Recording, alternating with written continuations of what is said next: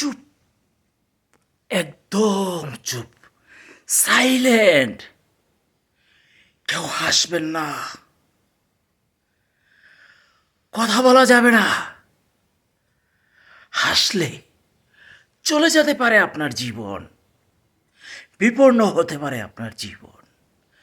একদম চুপ, সাইলেন্ট। পেটে ক্ষুধা, খাবার চাওয়া যাবে না, ভাত চাওয়া যাবে না।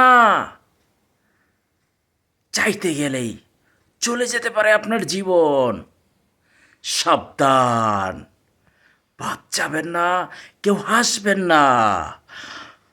আপনারা জানেন সেই তোপার জলের কথা মনে আছে? এক মুঠো ভাতের জন্য দিতে হয়েছে জীবন। কাদের হাতে? আমাদের সেই মেধাবীদের হাতে। যেই মেধাবীদের কথায় একটি সময় সকল তরুণীরা গর্জে উঠেছিল, স্লোগান দিয়েছিল, কোঠা না মেধাবী। এক যুগে সবাই বলেছিল মেধাবী মেধাবী।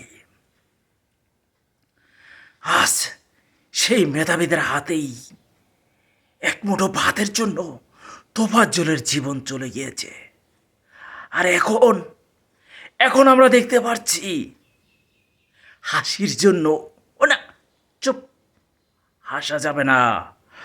হাসির জন্য জীবন দিতে হয়েছে। তা কাদের হাতে? সেই মেধাবীদের হাতে। সর্বোচ্চ বিদ্যাপীঠ যেখানে তৈরি হয় মেধাবী। আফসোস তোমাদের জন্য মেধাবী।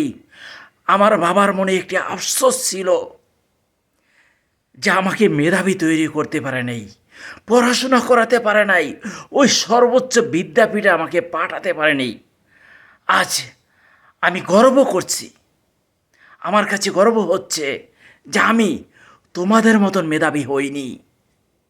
ভালো করেছে, আমার স্রষ্টা আমাকে তোমাদের মতন মেধাবী বানায়নি। কিন্তু আমার বাবার মনের আফসোস চলে গিয়েছে বাবা। আজ আমি বাবাকে বলছি, বাবা দেখো তোমার ছেলে মেধাবী হয়নি। ওই মেধাবী দরকার নেই যেই মেধাবীদের হাতে হাসির জন্য, এক মুঠো ভাতের জন্য জীবন চলে যায়।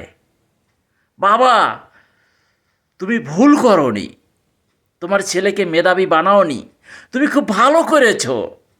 আলহামদুলিল্লাহ, আল্লাহর কাছে হাজার শুকরিয়া আদায় করি যে তোমাদের মতন মেধাবী আমি হইনি। আলহামদুলিল্লাহ, আলহামদুলিল্লাহ। সাইলেন্ট, চুপ।